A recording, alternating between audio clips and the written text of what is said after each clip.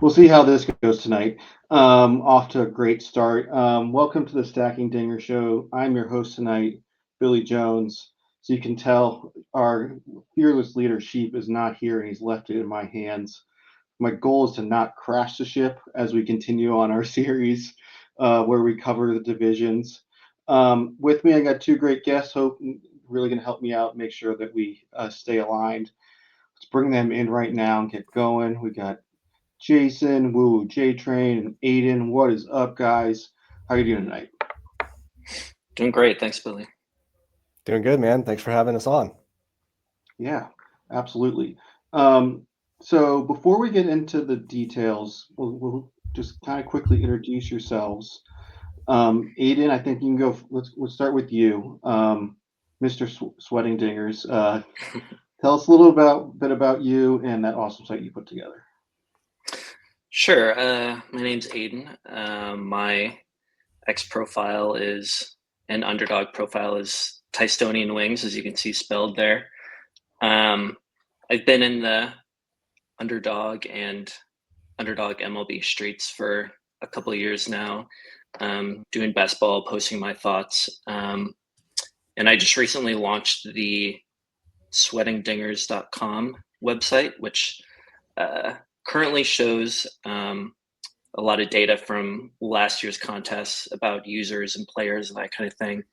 And will, once we get this season kicked off, start showing that same stuff and a lot more for this upcoming 2025 season as we roll on. So check that out if you haven't already. Yeah, for sure. If you played last year, definitely look at it. Look how you did. Analyze yourself. And I'm really excited to see it this year. It is really going to be a great tool to watch your teams kind of just go along. And then yeah, Woo Woo J Train. What is up? How are you doing tonight? Tell us a little about yourself. I'm good, man. Yeah, so my name is Jason, Woo Woo J Train. I've got my own little stream that I do on occasion here on YouTube. Just like drafting with people, man. It's just so much fun. First year I did MLB Best Ball was 2023. Did 77 dingers that year. Bumped it up to 112 last year. Going to try to max this year. So just trying to get more volume in. And I love drafting. I love baseball. And being able to be on and work with you guys tonight is really exciting. I can't wait to dive into the AL Central, which I think is a very interesting division in a lot of ways. I don't know that it's got as much pop as some others, but I'm interested to see what you guys think and your thoughts on these specific teams. Yeah, for sure. I love your streams. It's a ton of fun to go hang out. Like if you're those that are sometimes can be frustrated for like how long it takes to fill a draft, like not a problem for you at this point, which is really a ton of fun, and you bring on some cool guests. So yeah, absolutely. Yeah, So had you on a few times, man. I love drafting with you, and it's kind of weird having the rooms snap fill, but it's pretty awesome. So yeah, we're growing up. Mhm. So let's go ahead and get right to it. Um, Today we are talking the AL Central. I have a couple different things for us to look at. Um, Here we're looking at the AL Central and their wins last year, projected wins this year, and well, it's just kind of two of that because it's projected for us this season. But anyways, so what was the story to 2024, Jason, for this division? I mean, it was tight. I mean, you see the win loss columns there. The Guardians with 92, Royals and Tigers at 86, and Twins at 82. Um, it had a lot of, I don't know, kind of surprises last year. I don't know that. Well, one of the biggest surprises was that the White Sox lost 121 games. That's insane. That is a lot of losses. So it was a very competitive, division last year. I don't know that it's a particularly strong division as a whole, um, but it should be another fun season this year because, I mean, legitimately, any one of the four teams that are not the White Sox could win this division this year. Yeah, absolutely. That is the standout point, though, is the White Sox, and then a bunch of like high 80s, one singular 90 win team. And so just tells you are very competitive, but maybe they beat up on each other or they can't really kind of extend their wins amongst the rest of the division. So um, yeah, definitely an interesting division to be talking about tonight. So first team we'll be talking about is the Cleveland Guardians, the division winner from last year, and this is their current depth chart as shown on FanGraphs. I kind of like this view because it's really good. It shows you how much what's the expected playing time that they for each player. So Eden, to start from like an offensive perspective, what are the players that are just locked into this from an every lineup from an everyday perspective, and players that we're actually drafting? Yeah, I mean the top three. You have Jose Ramirez, who is in contention for the number one overall infield um, player this year. I've been drafting in the first round. He doesn't always go right there, but I think he definitely deserves it. We have Stephen Kwan, who is kind of a Cover boy. much maligned player. I don't know if I should go into my Kwan rant here right off the bat. Oh yes, But please. This is what we're here for tonight. Yeah, we need We the have rant. no rules. The captain has let us just away with the ship. So look, when I started drafting the Dinger seriously about 2 years ago, I was like totally out on Kwan. The dude doesn't spike; he hits singles. That's it. He's not going to score to make your lineup. And I think even 2 years ago, maybe spike weeks weren't kind of talked about as much as they are nowadays. But I've kind of done a 180 on him, to be honest. Um, Last year, I collected a lot of week by week and day by day results, and the guy like there's something to be said for just consistently putting up like 50, 60 points at the outfield position, right? The outfield is so thin, and you know when you're always hitting kind of that median level.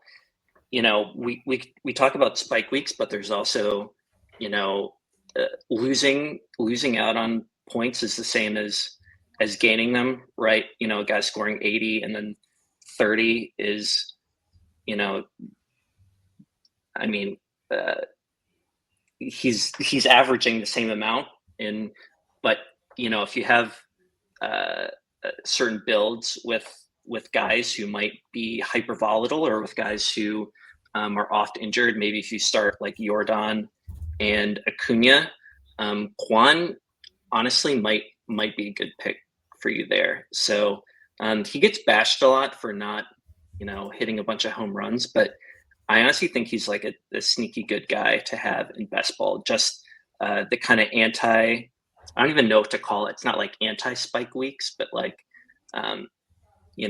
being able to kind of, um, dampen the effects of those 0 weeks or those like injured weeks is like pretty valuable, honestly, in my opinion. So like I said, I've done a 180 on him. I kind of like him um, as an outfielder this year. Yeah, I think Kwan's an interesting situation because there is definitely value in filling a roster spot that when you also have these players around it that are all over the place. But I also think that like the analysis on Kwan was based on 6 home runs on 300 or 600 plate appearance, 5 home runs on 718 plate appearances. Last year, 14 on 540. This seems like a different player here. So the question really kind of comes with Kwan, and I think the market is playing it a certain way.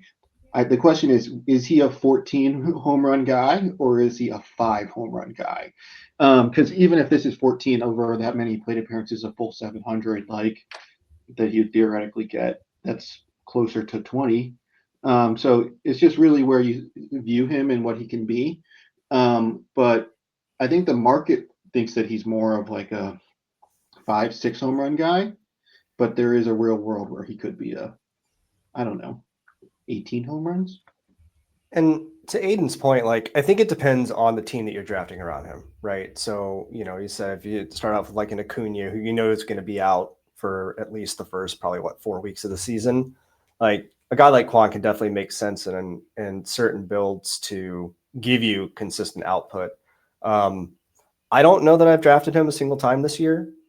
If that 14 home run power from last year is legitimate, then he definitely, I think, is a better pick than in prior years.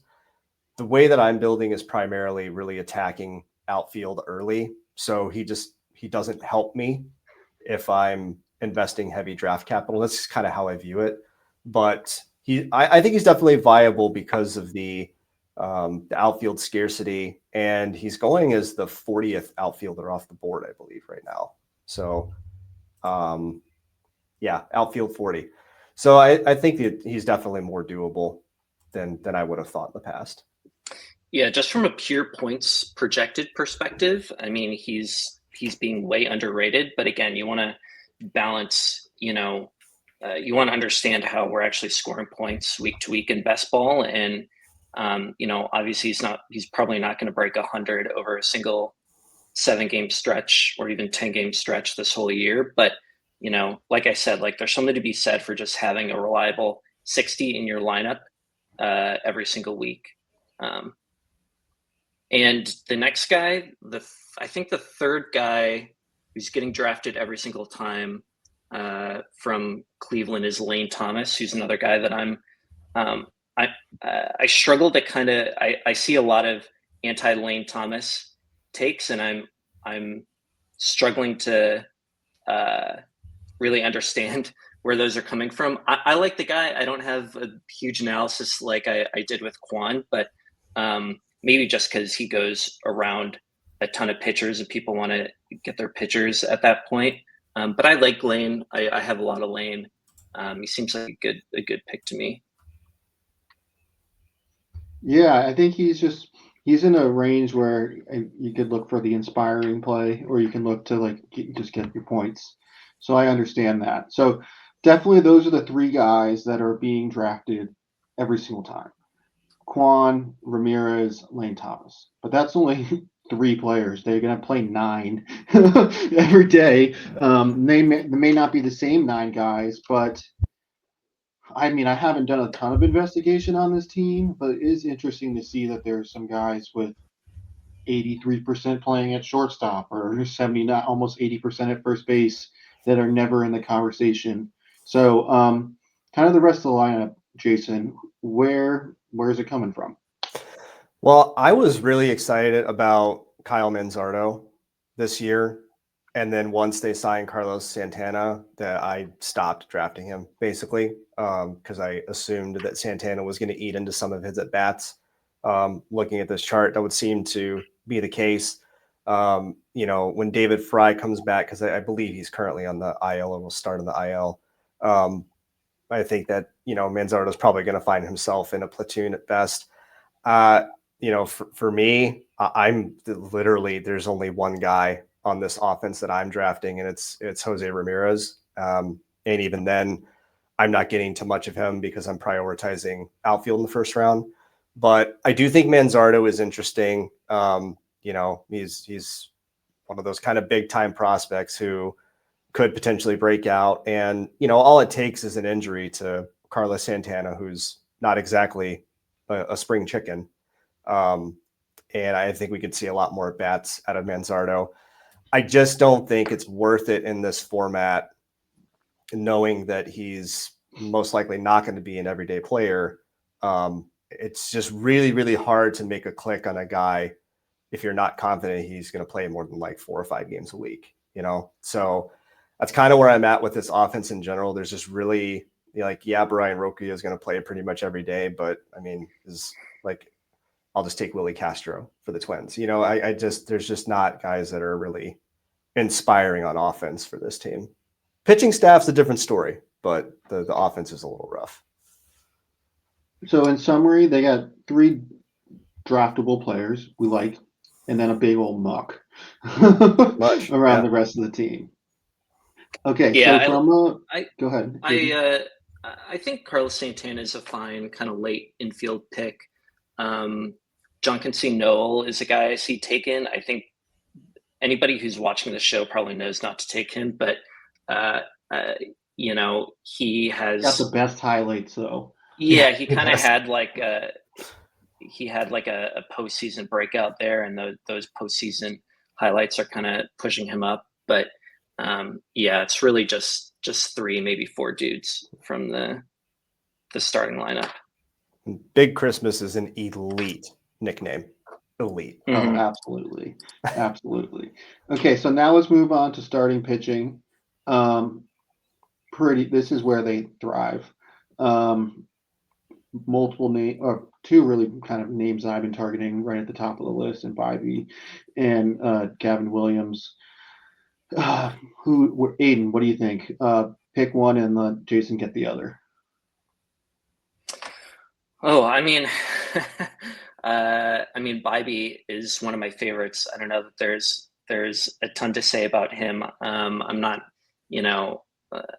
I'm I'm not going to quote his, IVB or whatever, the stat du jour on these pitchers are, but the guy has put up numbers and he projects really well, and he's one of my most drafted pitchers this year. For sure, he's definitely could be like the ace or expected to be the ace of this team. Jason, what else do you think? I have a ton of Gavin Williams. I've been drafting a lot of Gavin Williams since the bullpen launched. We're starting to see him kind of fly up boards now because he's having an awesome spring so far. But he was a pretty highly regarded pitching prospect in their system, if memory serves correctly. And we kind of saw flashes of it here and there last year. He had a little bit of an injury and didn't really pay off last year because of that. But this is a guy I've been targeting as kind of like a breakout type of guy. And you've been able to get him in the 20th round until basically the last week or so. So he just feels like a fantastic value. I'm trying to not be more than 30% on any one pitcher, just because you only get 6, 7, maybe 8 of them. There's no flex spot. So if you lose a pitcher for an extended period of time, it hurts. It hurts a lot. But he is, I believe, my second highest owned pitcher right now. So I love the pick, and I'm going to keep drafting him despite the price increase, because I really think that this could be a nice breakout year for him. Yeah, for sure. I do think Yeah. the innings thing is something that he's never really had it. It's some level of injury there. I mean, a couple years ago, he looks like he might have been built up enough, but I think that is one thing that I'm curious about is like, if he gets the 150 innings, seems like he's a great pick, but he hasn't done it yet. So that's my only real question. But I'm right with you in terms of slamming him most of the draft season. Yeah, I mean, with a guy like Gavin Williams, he's jumped up a lot in just the last few days, ADP wise. But when you get down into the 18th round plus, you're basically choosing between innings or efficiency, and he was kind of guy that straddled both of those lines, right? I like to see that he, 2 years ago, he has gotten to the 140 inning mark before. And so it's good, a guy like Clark Schmidt hasn't broken 100 anytime recently. You know what I mean? And he's got the pedigree. I certainly wasn't drafting him a ton when he was down much further, but I have been clicking him a lot more recently. Just I get influenced by the hype too, so I see people talking about him. I'm like, oh, I'll grab a couple shares of this guy. Well, it's like just smart to do it if you know the hype is there, get on the right side of it if it's still going up, right? Like you may have missed the best price, but it's still going to be a better price than it is in 2 weeks from now. So It's not too late. Anyone else you drafted here? I was going to say, so I've clicked his name once and it does not feel good, and I don't know that I'll draft him again, but Tristan McKenzie is a little intriguing if he's actually healthy. He hasn't really pitched since 2022, through 191.3 innings, 191 and a third, 190 strikeouts, 63 earned runs, put up 1,100 points in this format. Like, I'm just gonna kind of be an interested observer with him. I don't know that I'm gonna get there again necessarily, but I just like the baseball fan in me. What is he, 27? I want to see him healthy, and it would be fun to see him good again. So again, not necessarily going head over heels to draft him, but he does kind of pique my interest a little bit if I'm in one of these drafts where I just want to get a little silly. I thought you were going to say Shane. I think you're going to say Bieber for a second because it looks like he's going to be back sometime this summer. I could see a world where if you were happy enough with your infielders and outfielders, you'd want to maybe stash him. But like, I just don't think it's worth it with the number of quality pitchers you can get right in the 20th round to try to do something sneaky like that. That's just outsmarting yourself. But if somebody did it, I wouldn't, be outraged about it. Agreed. Yeah, I would see them do it, and I'd be like, ooh, that was interesting. I'm not going to do that, but ooh, that was interesting.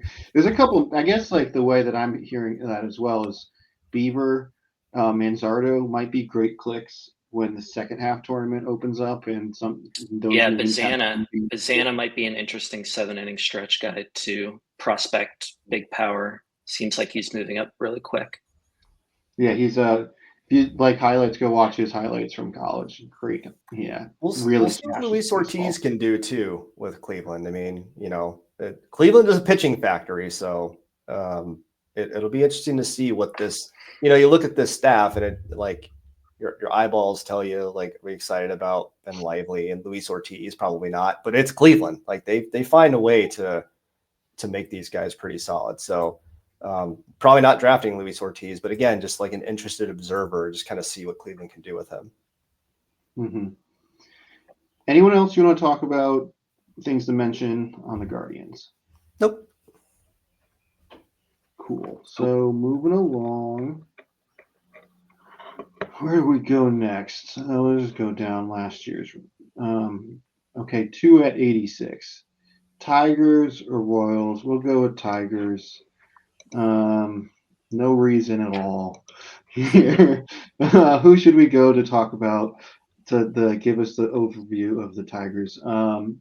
We'll go to the Tigers are my team. Go to Jason first, so I'm not influencing him. I want to hear what he has to say without bias here. All right, so let's just talk. Yeah. We'll just talk about the offense first, right? So offense. We'll start with the drafted players.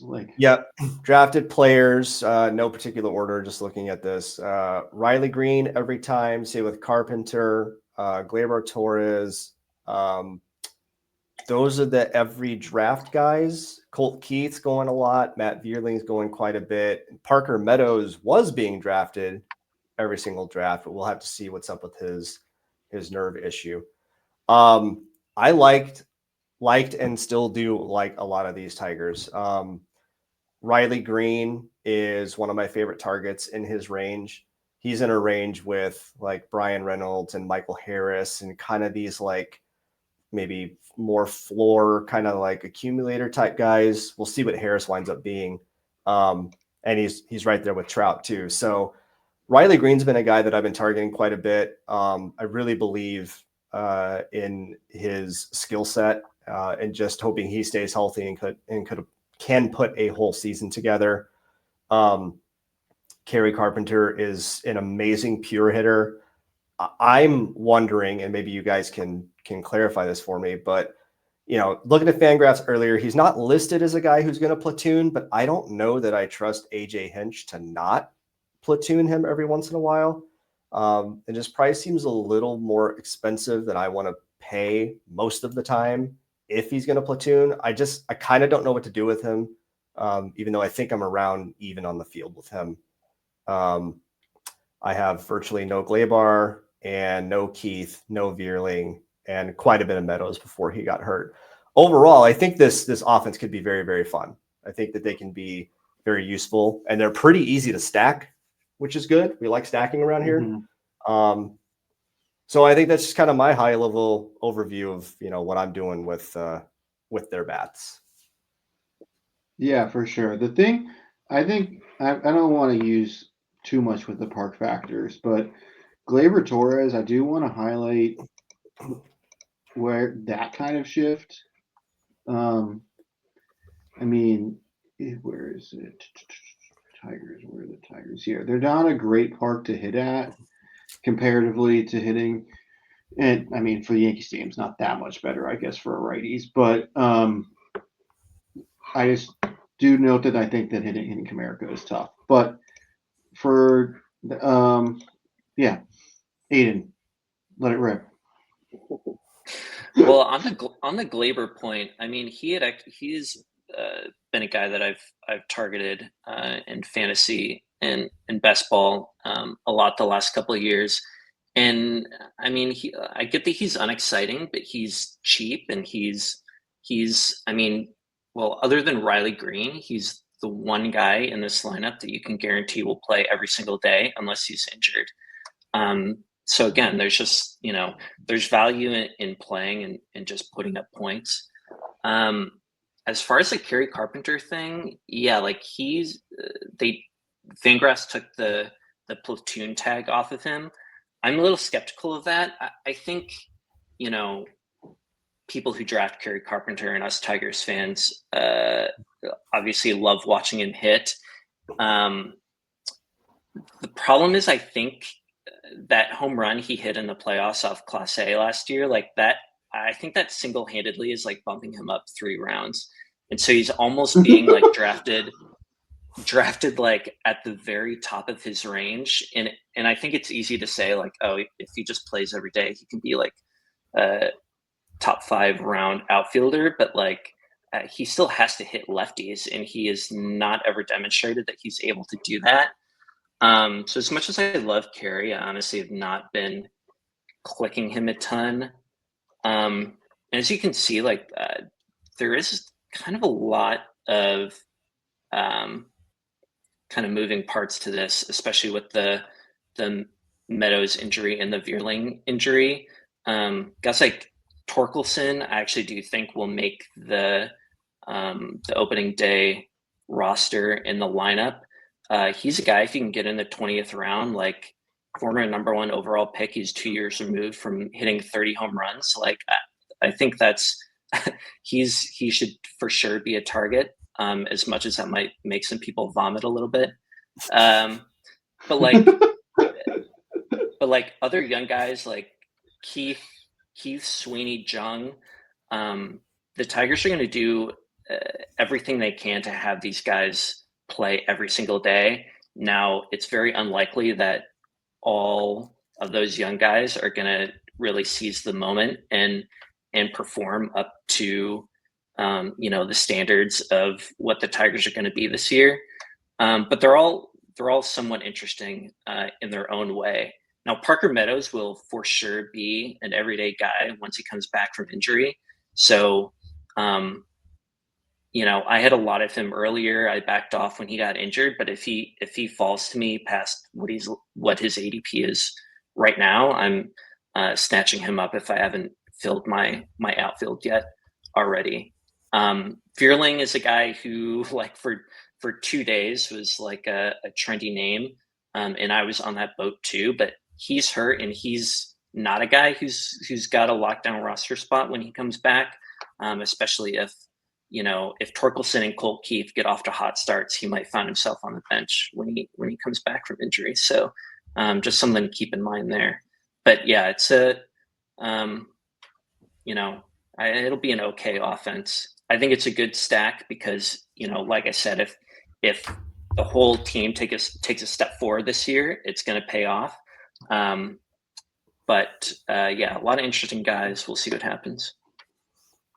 Yeah, I think that So the Kerry Carpenter thing I think is interesting. So he's going to likely start the season as not a platoon. So, but then also, how does one define a platoon? He's like, I think if you look at this and you add him up, I think he's at 74%. So that's missing periodically. And so I don't know. He's got like the playing time concerns, but if he starts off hot and hits a bunch of home runs, like maybe that's not a problem. So I could see it happening both ways. And I think it is a great point though that the expectation around this team and the cost, their first player going in like the fourth round is relatively cheap and affordable. So if they don't stink and they're like good or great, then you're going to get a lot of value out of it. So I like the potential upside and their price that they're kind of like mid to downside. I think another thing that's going to keep Kerry Carpenter's price where it is if you look at ADPs, just the outfielders that are around him. So if you start with JJ Belede at 120, Jung-Hoo Lee at 123, Carpenter at 132, like Carpenter, Wallner, Cedric Mullins, Rafaela, Lourdes Gurriel, like this is a pretty gross range of outfield if you don't like if you're not like a Jung-Hoo Lee believer. So I think people see that name, and I think Aiden's probably right. Like they remember Kerry Carpenter did that one really cool thing that one time, and they're like, all right, I'll just click that name. So it's just, for a guy who's going to play, you added it up like 75% of the time, paying a 132 ADP feels a little rough. But given the context of who he's around, it's like, why not take a shot with him instead of these other guys? So I think his price is probably going to stay where it's at unless we get some sort of major news on him. Yeah, he's a guy you can dream on, unlike some of the other guys going around him. And honestly, even as a Tigers guy, I'm like, Al, give me 8.3% of him and make sure I build the rest of my roster knowing that I might have a platoon bat and just let it ride and see what happens. But if it platoons at the right time, it doesn't, or doesn't platoon at the right time, however that's said. Okay, so other players on the roster, we kind of mentioned a fair amount there in terms because they do have like most of their starting lineup gets somewhat drafted outside of the catcher and like the split shortstops. Hobby bias, what it used to be. But Aiden, I'm sure you have a take on that, but we can. I don't know if this is long enough. Hobby Baez. Don't draft Hobby Baez. Take one of Keith, Jung, or Torkelson, and odds are one of those guys is going to have a good year. Well, Keith was surprisingly spiky last year. Actually, I was just kind of looking at a little bit of weekly scoring stuff today, and I was not expecting to see that. So I might get on board with a little Colt Keith here in a little bit. What's his price? Is it undrafted? Almost. What is it? Yeah, he is ADP 236. So he's a 20th rounder, or sometimes not drafted at all. Yeah. So okay. Interesting. Yeah. Okay, pitching. They got the best guy or one of the best guys in the league. Huge win for those that drafted him last year. Was in a pocket that was just very rich with pitchers, and he just absolutely popped. Tariq Skubal. I don't think we really need to go too far with him other than just saying he's a stud. Look very expensive, and I think in general drafting a pitcher in that range is tough. But you can make the argument to me at a good like a good value that sprinkling in some Skubals responsible.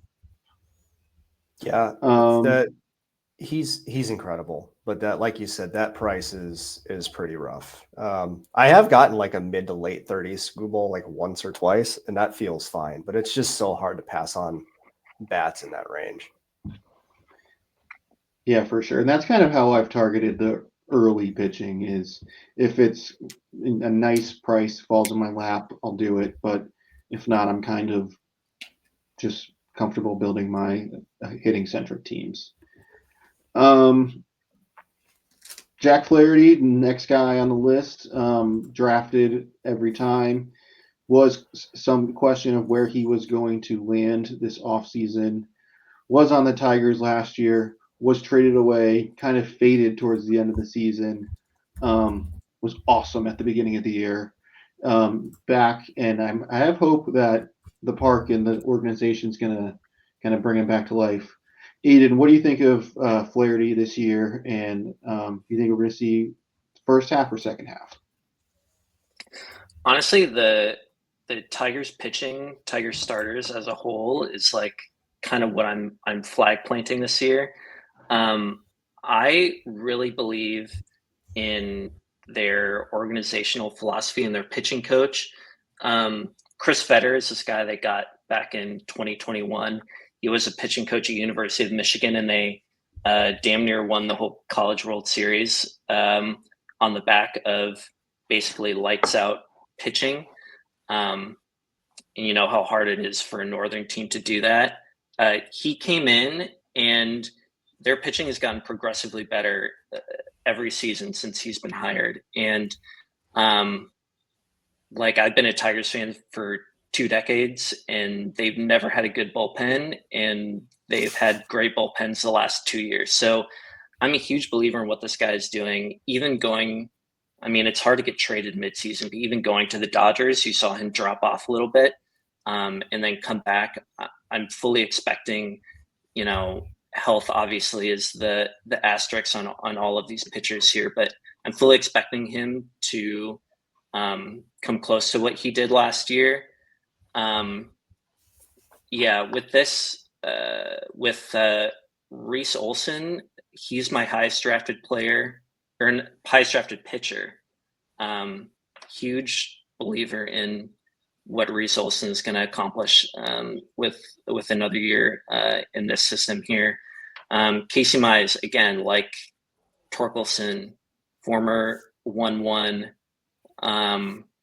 had some injury issues. He's been lights out in spring training. Obviously, take that with a grain of salt. But 20th round guy, you know, what else are you going to do, right? And then I don't believe that they're going to keep Jackson Jobe off the roster like with the guys in the lineup. They have every incentive possible to get Mize and Jobe as many innings as possible this year, just for their development. So, you know, projection wise, Jobe and Mize don't pop that much, but I'm just all in on the Tigers pitching as a philosophy. I love Reese Olson, Skubal obviously, and Flaherty should smash this year, barring any horrific elbow conundrums. Yeah, so this I pulled up here is Jackson Jobe, and the only thing I don't understand is he just doesn't seem to be getting strikeouts at the major league level. In the spring training, he hasn't been running up the strikeouts. I've been like kind of watching this. He's got electric stuff, so I love watching him pitch. But for some reason, it's not translating to strikeouts, and then we got him talking about like an incredibly small sample size here. But his stuff is electric, so I'm excited for him too. So I was interested to see what you had to say about him getting called up this year. I have hope that he'll start the season on the roster, Yeah. but if not, I think that he'll get. I almost kind of there's a part of me that hopes they wait and then lets him pitch later into the season. So I don't know. Yeah, well, right after he got drafted, he got hurt pretty quick, and they shelved his curveball, which was like one of the calling cards that he had coming out of high school. Look, my expertise is not in like pitch shape and arsenal makeup and that kind of thing, but he has added that pitch back in this year. Like you said, he's faced probably like 40 hitters, even less than that, at the true major league level. So I'm hopeful, but we'll see. I might be a year early on him. Who knows? Yeah, and that could be the take as well. That he's going to be a rookie pitcher this year. Is going to have his moments, but I don't know. I have hope that he also has this high upside. I've been drafting him a fair amount. probably because I'm watching these spring training highlights of him throwing like upper nines. He's pretty electric. Any other names to talk about with this team? Any prospects that are noteworthy? Job's technically a prospect, but Yeah. they don't really have anybody that is relevant to Underdog this year. Okay. Moving on down the list. Another cover boy, if we're going down the wins, back to the Royals. Jason, you went first last time. Let's see, Aiden, tell us about the Royals. 100% drafted bats. Yeah, I think unlike the Tigers, the Royals are kind of an easier team to summarize. I mean, Bobby Witt is being drafted 4th overall, and he deserves to be drafted 4th overall. India and Vinny P are guys that I like a lot and project well, and I'll definitely be over the field on. Salvador Perez gets drafted just about every time. I think he's a guy who's easy to be negative about, but I mean the dude like just does it every year. So who am I to say that he can't do it again this season? And that's about it for everybody who's being drafted all the time. I think there's like 1 or 2 other guys that I am sort of interested in, but we can save them. Yeah, absolutely. Jason, any other thoughts on that? I mean, is dead on. There's a not so crazy scenario where Bobby Witt is the highest scoring player in the contest. Like some stuff obviously has to happen with, a down year from like Judge, Ohtani, and Soto, right? Like there's got to be a kind of a mixture. But if we got to the end of the year and saw Bobby Witt had the most points in this format, I wouldn't be horribly floored. Those first 4 picks are super easy. Like if you get the 1 through 4 slot, you just take, whoever the guy is that's there. And unlike last year, if you took a infielder early, it felt like you were getting locked out at outfield for a little bit, just kind of with how the ADPs were flowing. I don't feel bad taking Witt 4th overall and sacrificing a 1st round outfielder because there's options in that 2nd, 3rd round. So he's just an incredible player. I think Vinny P is too cheap. I really want to see a full season out of him, just see what this guy can do. He's a tremendous follow on social media too. But the guy just looks like he might be a really just an excellent pure hitter. And Jonathan India is another guy that I've started getting to a little bit more. Like I would think he's going to see the volume. Like he's going to play every day, right? Like they're not going to make that deal with him to have him ride the bench. So just seems like a late-ish accumulating infielder type at current ADP 164. I mean, I think that's more than a fair price for him. So, those are like Aiden said, those are the guys who are going every time. We are starting to see a little bit of MJ Melendez go here and there. I did skip Salvador Perez. I'm just not really interested in the 35-year-old catcher, even though he's not going to catch every day, but still, that's just kind of my take on him. But yeah, those 3 guys who go like every single time, those 3 infielders are super intriguing to me. Yeah, so looking at the lineup, India is interesting. I mean, just from a volume perspective and like highly stackable. Vinny P's got a decent, not a crazy expensive price, so that's mid round. So it kind of also fits pretty well individually. A good target. Then if you build it as a stack, that's nice. One of the kind of annoying components is that they're all infielders. Yeah. So if you're trying to build out a team with infield and outfield and having it just like it puts a little more constraints on the team that you're drafting. for sure. Yeah. But even if you're going with the Salvador Perez, that's 4 infielders. So I was gonna say yeah. like unlike the Tigers, where I think you can get away with just drafting Riley Green, but like if you're drafting Tigers, you kind of want to overdraft them a little bit because if they, if one of them does well, the rest of them will probably do well. This is sort of the Royals are sort of interesting where like I really don't like having um, 3 infielders or 3 outfielders from the same team. Just like it feels like too concentrated on one team. But these guys are all like I feel comfortable kind of taking them as one-offs. Like Vinny P and India have the power and spike profile to like just nab them, even if you don't have another Royal. Even Perez, like I mean, you can say even if he has a down year, he might hit 4 home runs in a week. He's got that potential. So it's kind of a different flavor of stack or team here. Yeah. And I mean, I can't see a world where India, Vinny P, or anyone else on this team has a good season without Bobby Witt. So like he is the carrying factor here, which makes me almost want to say everyone else is stack only.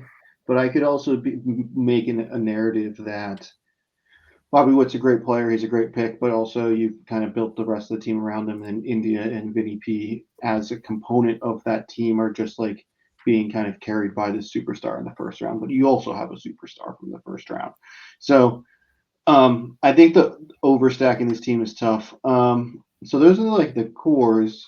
Aiden, you'd already like mentioned it. Who are some other players you like to draft that or interest you that may not be getting drafted every time? Yeah.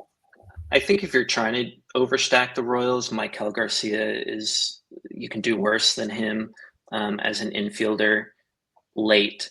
Apparently, supposedly, he's starting to play in the outfield in the spring, so he might be a sneaky good outfield pick come the second half contest.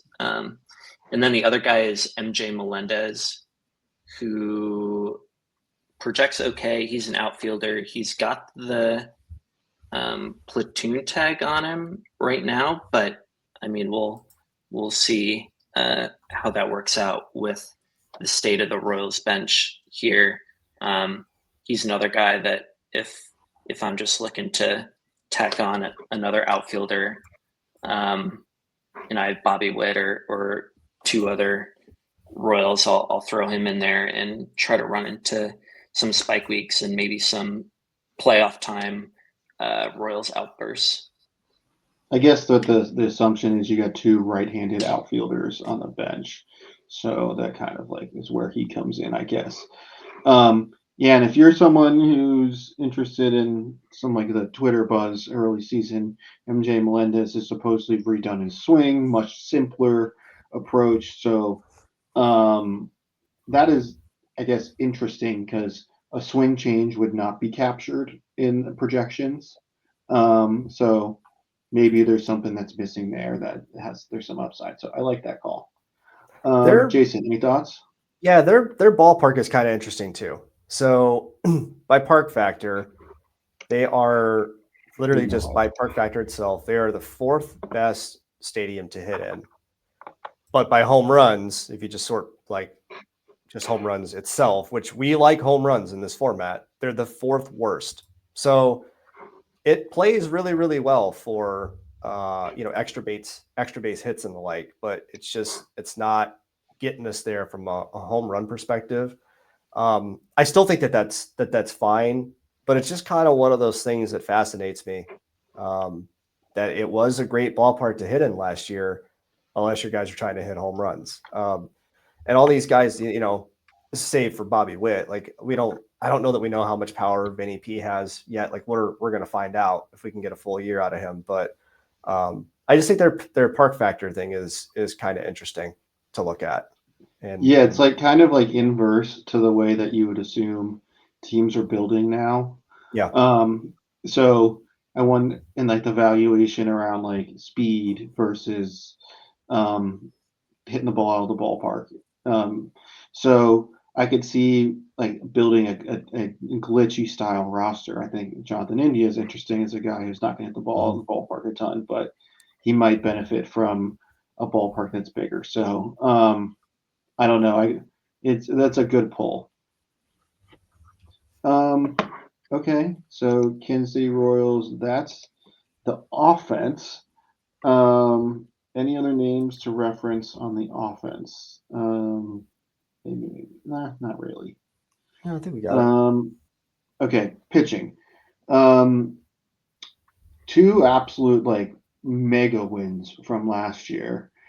Cole Reagans and Seth Lugo. To those that drafted him, both of them.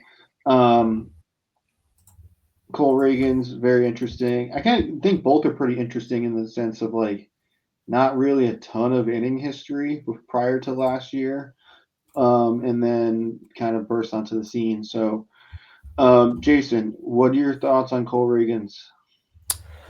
Cole Reagans is fun and exciting. Last year, 186 and a third innings pitched, 223 strikeouts. Like those are the things I lock in on, right? Is innings pitched and strikeouts. So, those ratios are nice. 21 quality starts, almost put up 1,200 points in this format. Like he had an amazing year. The problem with Cole Reagans for me is he's going off at ADP 58. So he is near guys like Garrett Crochet, Dylan Cease, Logan Gilbert, Corbin Burns, Blake Snell. I feel like for me, he's kind of getting lost in the shuffle. I don't like that I'm somewhat accidentally fading him because we saw it last year. The guy has awesome stuff. So I'm going to try to work a little bit more of him in because I do think that he can be, he can pay off that price. It's a little harder to pull off this year, both structurally and just because of some of the guys that I'm particularly targeting in that range. Yeah, for sure.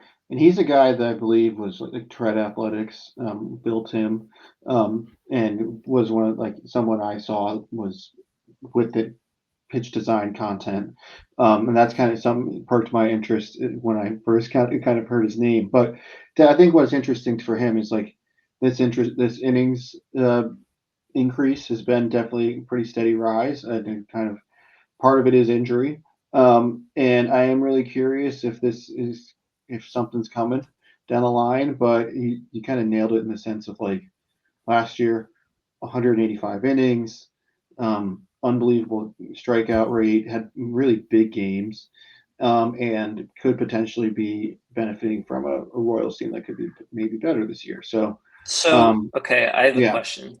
yes, If you were handicapping, because I know that, so Reagan's, if you look at like the per plate appearance, he's not quite on the level of like a Snell or Sale or Crochet.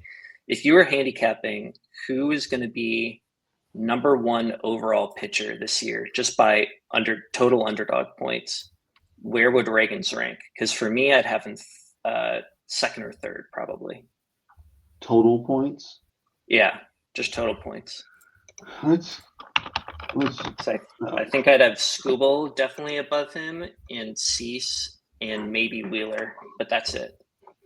The only way Crochet is above him, in my opinion, is if he, for some reason, doesn't, turn into the full starter because Crochet stuff is ridiculous. So yeah, but that's what I'm saying. Total, is like total points. Yeah, just total. Yeah. Total.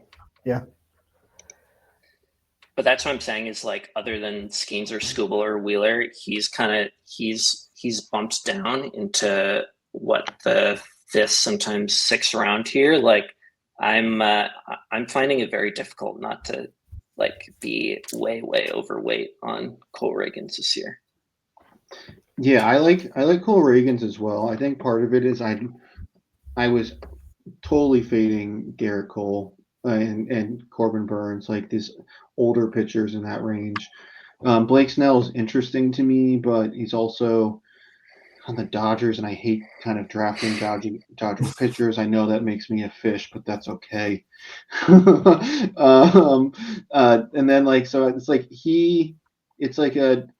an opportunity to get a real difference maker before it feels like we get into this like range of like really good pitching and you kind of get whomever you want. So he is like maybe the one of the last difference makers, but you're not having to pay up like this premium price as well. So I get it And completely. in terms of like, if we could see next season's ADP at this time for the Dinger, it feels like Reagan's of this kind of core group right here, Reagan's has the highest percent chance of rising next season, in my opinion. So that's like, I don't know, that's just kind of how I think about things. And like, yeah, it's very tough after I've had my 3-stud outfielders and 2-stud infielders. Oh, I'll just grab Reagan. Super, super simple. Don't overthink Yeah, it is interesting. It's like Crochet doesn't have more to rise. I would say that I would almost jump him over Wheeler, almost like a guarantee next year. It's just like Wheeler whoop, down here because just partially because of age, but we already did our pitching preview in terms of those rankings. Yeah, so Reagan's for interesting. So one that Aiden, hard to not land on Reagan's. Jason has been like, I appreciate him, but I've been struggling to land on him. Um, Interesting. Next, Seth Lugo. Aiden, tell us a little bit about Seth Lugo, and are you targeting him this year? Yeah, well, he was, one of the top guys from last season and was very rarely drafted. The issue really comes down to, I think, your kind of faith in the projections and how much you care to pay for innings, because that's what we're doing here.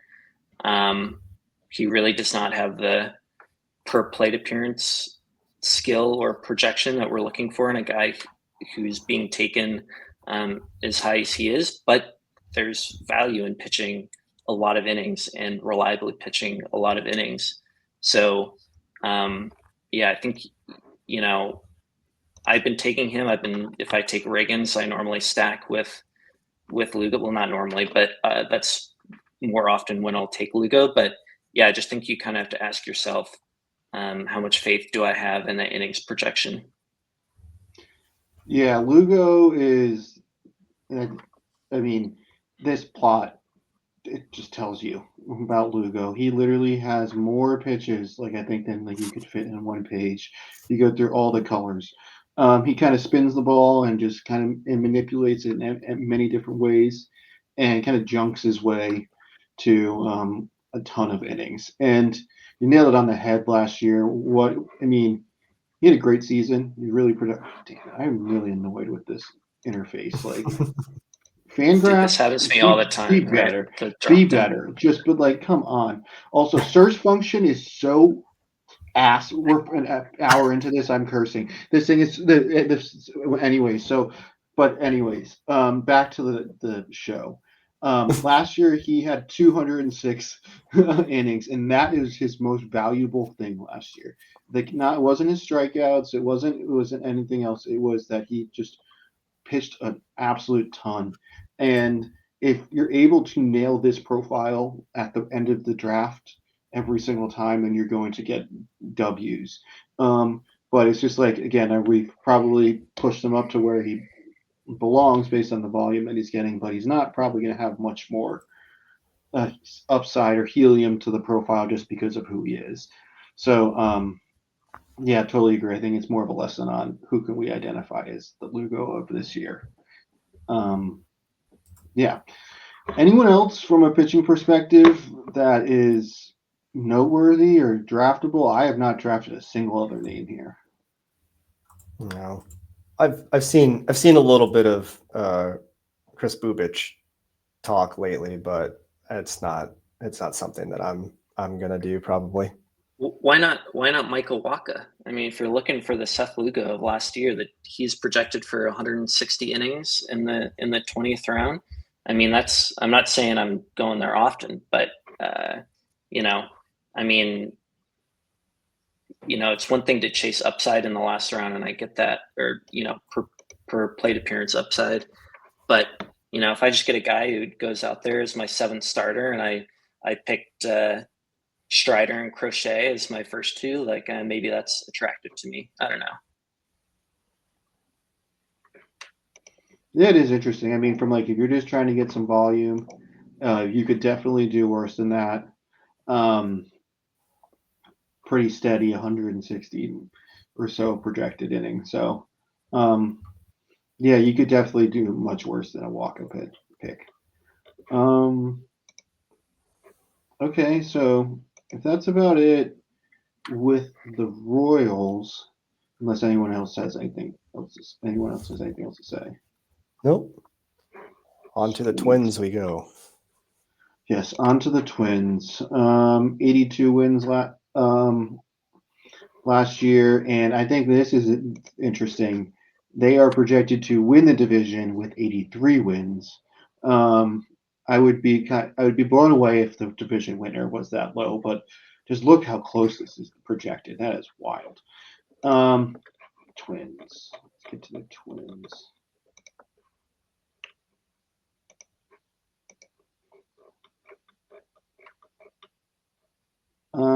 Okay, Jason, lead us off. To me, the Twins feel like the biggest wild card in this division. Obviously, we've got 3 guys who I think are very, very good at baseball, who have a very difficult time staying on the field, with Byron Buxton, Royce Lewis leading the charge, and Correa more recently. He was always reliable until recently with plantar fasciitis issues and stuff like that. A lot of these Twins are attainable late. So Matt Wallner is the guy who's in that same Kerry Carpenter range, who's like basically in the same situation as Kerry Carpenter, except we know Rocco Baldelli is going to Rocco Baldelli. And so I'm really, really worried about Wallner platooning more than we like. I love Royce Lewis this year. I've been targeting these guys who I think just have big week-to-week spike potential. And yes, his injury history scares me, but I'm trying to not draft scared with injury history and just kind of lean into what we saw when he first came up. Carlos Correa, I think, is still entirely too cheap. He's a 19th, 20th rounder, depending on the draft that you're in. And I think Buxton's too cheap for his skill set too. It's just how many games, A, are they going to let him play? And B, how many games can he physically play? So I think those are the guys who are being drafted in every single draft. Royce, Wallner, Buxton, Correa, in that order. Seeing Trevor Larnach go every once in a blue moon. But outside of that, like, I think that those are, Willie Castro too. Willie Castro is kind of an interesting, like 20th round guy. So there's some pieces of this offense that I think are super interesting. It's just, for me, the 3 guys that I really want come with injury concerns. Yeah, I totally agree. It's highly stackable, saying, like you said, Royce Lewis starts this team. So if you want to open up a stack, you can do that. I have like an aggressive amount of Correa. I really hope that he plays plays a significant amount of games. But he's being priced in a way, I think it is quite literally the 19th or 20th round, where you don't even need to get a ton out of him this season. You just, how many spikes do you really need to get him, like him be a meaningful pick? So totally agree with that. I thought this was interesting looking at this. Is Matt Wallner actually going to lead off? Like, does that make sense? But I don't know. So yeah, Aiden, do you have any other thoughts? Yeah, I mean, the Twins might have, as a team, like, for underdog drafters, like the biggest potential payoff of any team this year, because if they all somehow if whatever God is controlling our universe turns up injuries this year, they might they're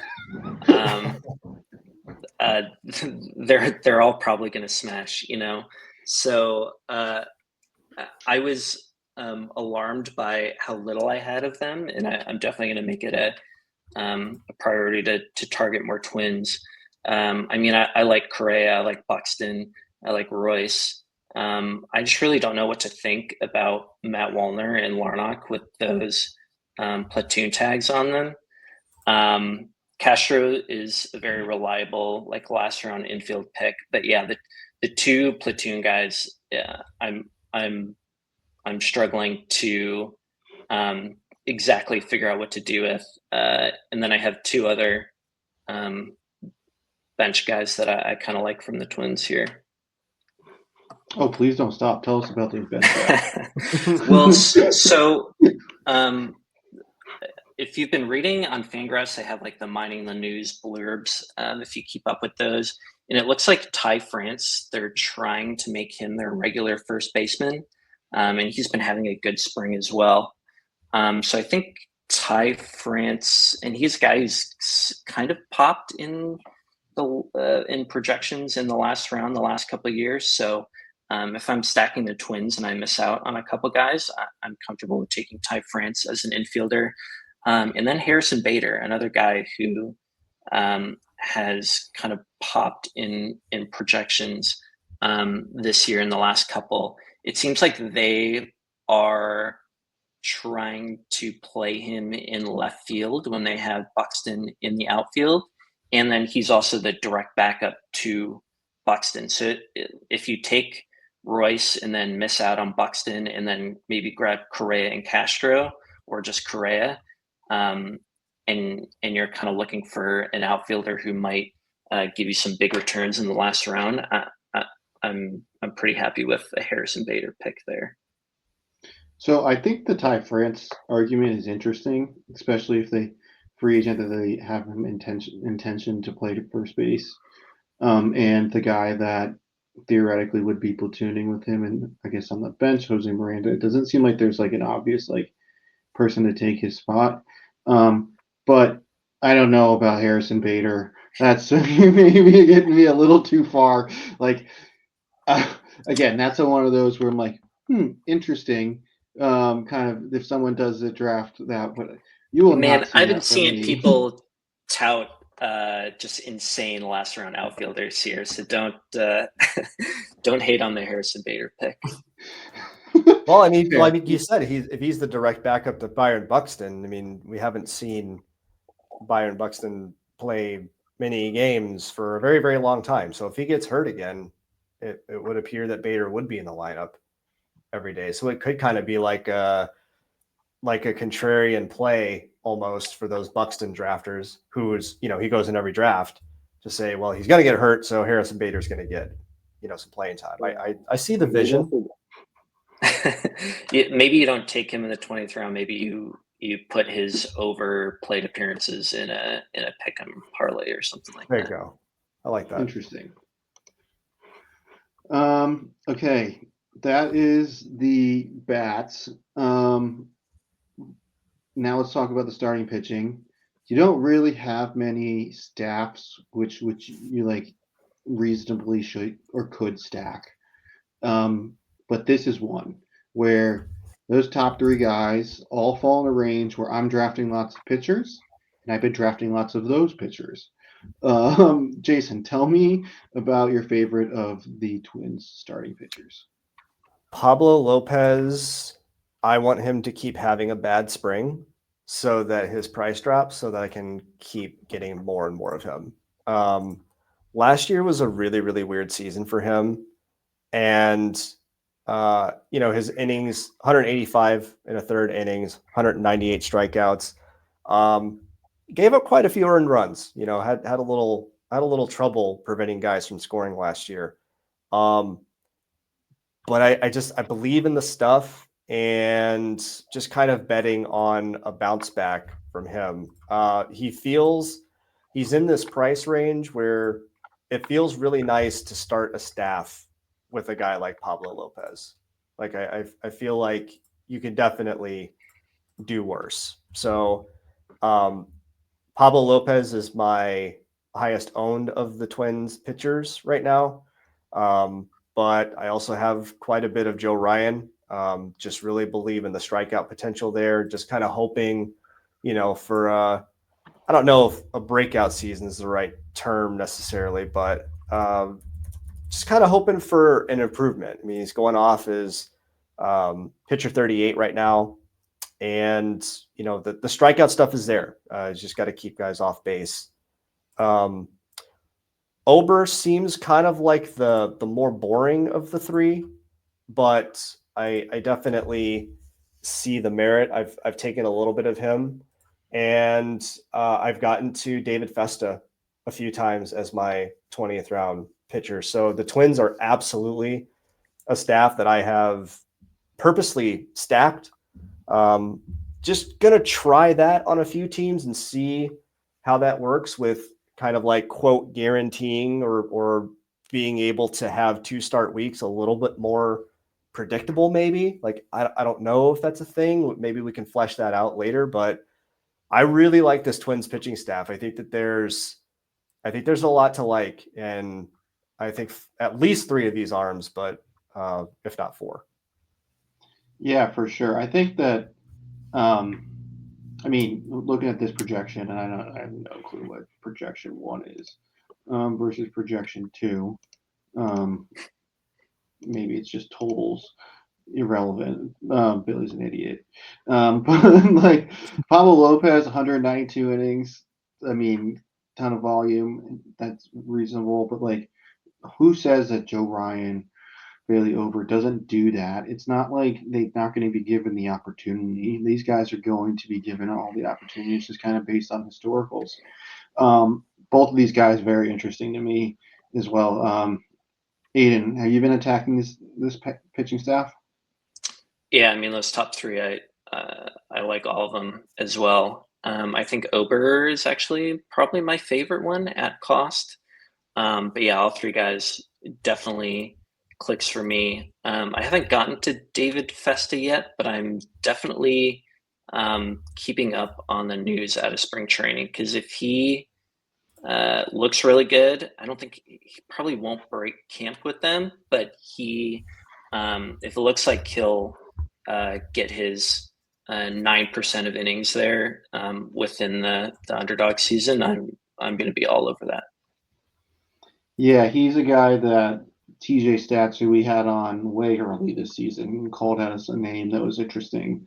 At that point, it was, I think, the bullpen, and he wasn't in the player pool, and that changed. So you can now draft David Festa, but yeah, it's a name that people that build their own stuff models were intrigued by. So definitely someone to keep up with.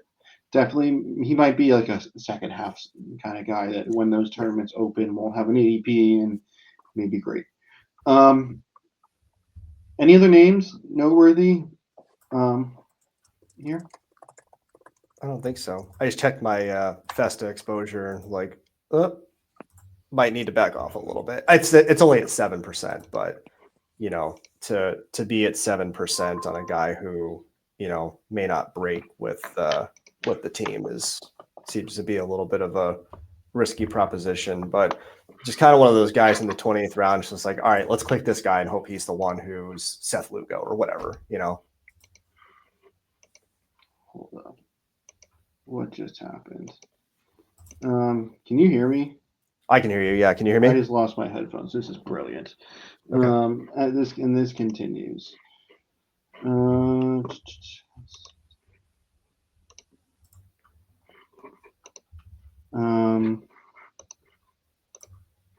Audio.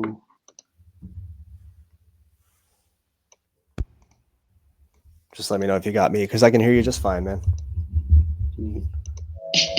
Okay, talk, Jason. Testing 1 2. Why can't I hear you?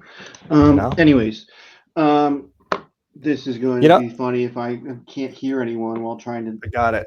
host this, and Aiden just dropped in his back. So, but we're going to finish out strong. Okay. Aiden, I don't know can you if that hear me? was my. Yeah, I'm good now. There we go. I don't know if that was my problem or somebody else's, but Okay. I can hear Aiden. This is great. okay, awesome. Okay, We're back. White Sox. Here we Jason, go. can I not hear you? I don't know. Aiden, you can hear me, I right? can't hear Jason. That's what this is. Yeah, I can hear you. This is wild. Can you hear Jason? I can't hear Yes. Jason. Oh my gosh. Anyways, Jason, tell us about your favorite team or least favorite team. Do I have to? So the White Sox, they are the only team in the pool that I believe has one draftable player and one draftable player only. And that is Luis Robert. So, and I think Luis Robert's price is fine. I genuinely, in the depths of my soul, believe that Luis Robert has like an absolute ceiling of like 40-30. Okay. And last year, after he came back, it seemed like they were running him quite a bit. So I love his power speed combination. Um, I don't know if, I mean, they were historically bad last year. So I don't know if, the joy of playing the game was sucked from his soul during that season or not. It was a very uninspiring season, but they're clearly not going to pay him. And so the best case scenario is Luis Robert comes out, just absolutely nukes, and they trade him to a contender. So that's what I'm hoping winds up happening, as much as I want to keep Luis Robert on the White Sox. He's the only guy who I think is actually draftable. Now, I do see Andrew Vaughn going sometimes. I do see Andrew Benintendi going sometimes. People like to stack them. So I like stacking. To me, is not very beneficial if the guys that you're doing it with are bad at baseball. So I will not be drafting any Andrew Vaughn or Andrew Benintendi. I guess the one case that you can make for those guys, especially as, like 20th round picks, is that they're going to play every single day. Benintendi's hurt right now. I believe he has a fractured wrist or something.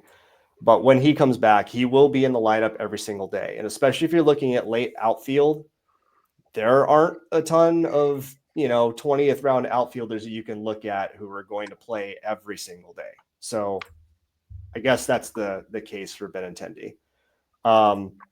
Colson Montgomery is a somewhat intriguing prospect, but he just got sent down today. So that's done. There's just really not much to like on this offense, unfortunately.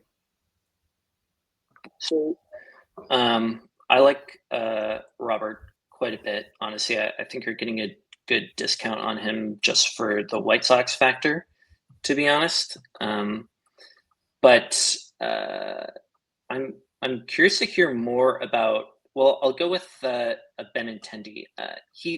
To me, he seems like an okay guy just from a playing time and putting up points perspective, which is important at outfield once you get that deep. But he just doesn't strike me as a guy who is really going to pay off and jump into like 14th round value, right? So when I draft a late outfielder, I kind of want a guy who has the potential to be like a Brent Doyle guy from last season, So I stayed away from him. Yeah, like you said, it's probable that one of these guys is just going to play every day and put up a good number, but I definitely don't want to invest any dinger picks and figuring out who that is. But yeah. I actually have gotten to Andrew Vaughn quite a bit here. I'm curious why you don't think you're drafting him at all. Because he's just Ty France, but on the White Sox. Interesting. We know what he is. We've seen what he is. I know that his bat X projection, if you're just looking at WRC plus, is pretty solid. But I don't see this former first round pick just suddenly hitting 30 home runs out of the blue. Like I don't see any juice there.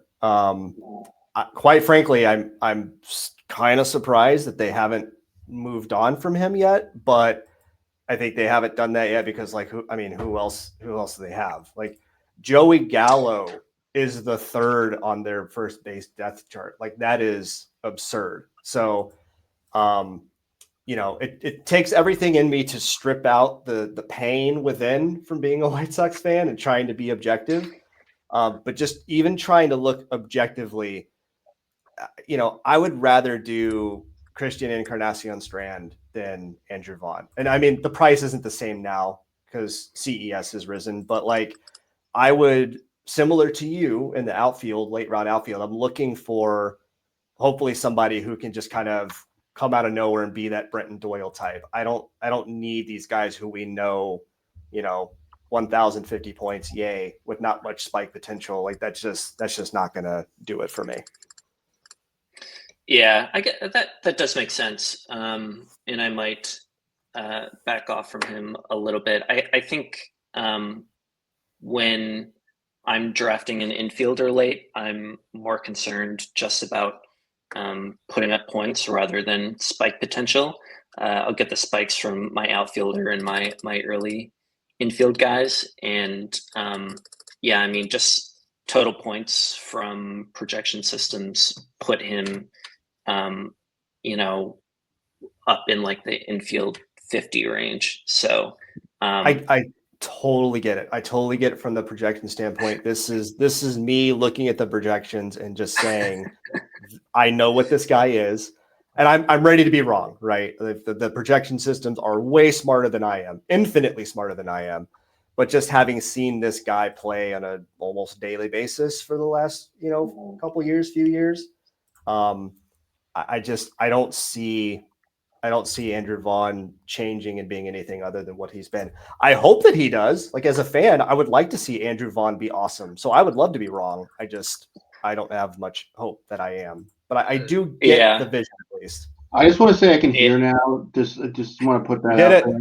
But so the Andrew Vaughn thing I think is interesting because he's one of the only players in the last like couple rounds that projects like well, and then and it's a volume thing, and then he also is going to hit a couple home runs or a decent chunk of home runs, and I mean he's a good ball player, but the trade factor is something you really have to factor in there. Like there is a chance that he goes to, I don't know, some contending team. Of the 20 contending teams that we'll have in July, there's a chance that he gets traded to them. Is it good that he has to like potentially split like maybe platoon then? Yeah, I mean, if somebody gets him as a platoon bat, maybe, but I mean, you never know with that thing. I'm willing to roll the dice on that. Yeah, go to a better lineup versus just be a bench bat. You know what I mean? Yeah, for sure. Pitching? We didn't talk about pitching, right? Just hitting. Talk about pitching. Do we need to talk about pitching? I really think we need to talk about pitching, right? I don't. There's not a single draftable guy on the staff. Just flat easy. out. That is easy. Yeah. Okay. Okay. Let's make a little case for somebody so it's not just like we move on and we're done, right? I know some people like the Burke thing. I have seen him go in a couple of drafts. I'm never gonna do it, but if you want to make the case that like a young prospect, the problem with even if one of these pitchers is awesome, they're not going to be allowed to throw more than 140 innings probably. So that alone like makes them completely undraftable because even if they're awesome, I mean, we saw it with Garrett Crochet last year. Like he was incredible. And then when you needed him most, he was pitching 3 innings, so even if one of these pitchers were to kind of break out, Martin Perez notwithstanding, he'll throw 160 bad innings. If one of these guys were to kind of come out of nowhere, they're not going to be there when we need it. I'm pretty confident in that. I mean, with the benefit of hindsight, not saying I called the Crochet thing at all last year because I didn't, but like you could kind of see it coming with him. Mm-hmm. And there's really nobody on the staff that you can say even remotely close to the same thing about. I think we will have a more interesting conversation next year.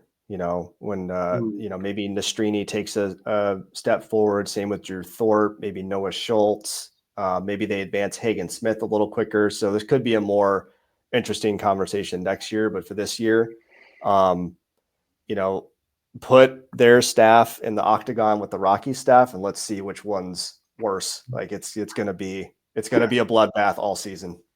Well, at least they're not pitching in cores. Correct. Yes. Fair. So that's the whole division. We've talked about all the teams, right? I didn't miss anyone. No, That's we're good. So to wrap things up, how would we do this? Do you want to give me one hot take or one of your favorite player to draft in Who's this? going to win?